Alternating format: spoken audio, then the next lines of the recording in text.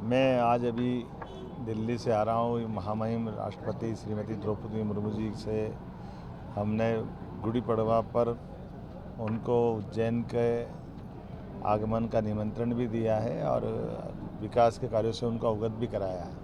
हाल ही में उनकी मध्य प्रदेश यात्रा हुई थी, उस संबंध में भी एक शिष्टाचारवश मैं उनसे मुलाकात करने गया और मुझे इस बात का संतोष है कि माननीय महामहिम ने मध्य प्रदेश में किए जा रहे विकास कार्यों के प्रति प्रसन्नता व्यक्त की है। खास करके नदी जोड़ो अभियान यशस्वी प्रधानमंत्री के नेतृत्व में केन बेतवा पीकेसी योजना, इसी के साथ साथ हमारी औद्योगिक दृष्टि से जो लगातार हमारी गतिविधि चल रही है उस दिशा में भी उनने अपना प्रसन्नता व्यक्त की है, आशीर्वाद दिया है और कई सारे विकास कार्यों के बारे में दोबारा उनको बताया गया है।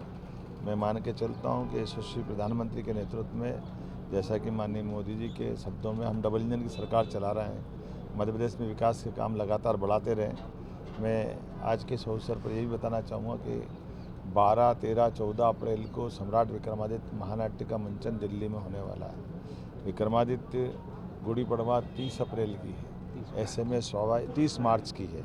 ऐसे में हमारे गुड़ी पड़वा के बाद नए वर्ष में विक्रम संवत का प्रवर्तन जिसने किया है, ऐसे महानायक जिनके जीवन के विविध गुणों से आज भी पूरा देश न केवल नतमस्तक है बल्कि अपने आप पे गौरवान्वित या गर्व महसूस करता है कि हाँ, हमारे एक शासक ऐसे हैं जो धीरता, वीरता, गंभीरता, विकास, न्याय, आदमी तो आदमी भूत पकड़ लाए। इसलिए विक्रम और बेताल कितने प्रकार के गुण में एक व्यक्ति में हो सकते हैं। ऐसे वीर विक्रमादित्य के नाम पर मध्य प्रदेश की धरती उज्जैन से गौरवान्वित होती है, तो अतीत का वो गौरवशाली पक्ष दुनिया के सामने पुनः स्थापित हो। यशस्वी प्रधानमंत्री जो सुशासन की मिसाल दे रहे हैं, ऐसे समय में विरासत से विकास की ओर का श्रेष्ठ उदाहरण अगर कोई है तो हमारे वीर शासक विक्रमादित्य है। तो मैं मान के चलता हूँ कि विक्रमादित्य के विक्रम संवत के अवसर पर जब हम दिल्ली में कार्यक्रम कर रहे हैं, अपने राज्य के अंदर वर्ष प्रतिष्ठा के कार्यक्रम करेंगे, लेकिन भविष्य की दृष्टि से भी ऐसे कार्यक्रमों से हमारे गौरवशाली इतिहास को परिचित कराते रहेंगे।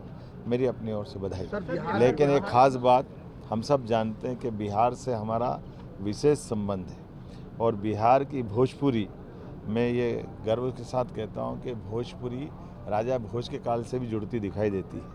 यहाँ से भोज के शासनकाल में जब आक्रांताओं ने आक्रमण किया तो हमारे भी मध्य प्रदेश, मालवा, इंदौर, उज्जैन से कई सारे लोग उधर पूर्वांचल में रहे और वर्तमान के बिहार में उनको शरण मिली थी। इसलिए यहाँ के शासक वर्ग आज भी वहाँ उज्जैन ठाकुर करके जाने जाते हैं और बनारस से ऊपर का पूरा हिस्सा जो भोजपुरी बोलते हैं, बहुत सारे शब्द भोजकाल की याद दिलाते हैं। तो मैं मान के चलता हूँ कि बिहार दिवस ये हम सबके लिए गौरव की बात है, गर्व की बात है।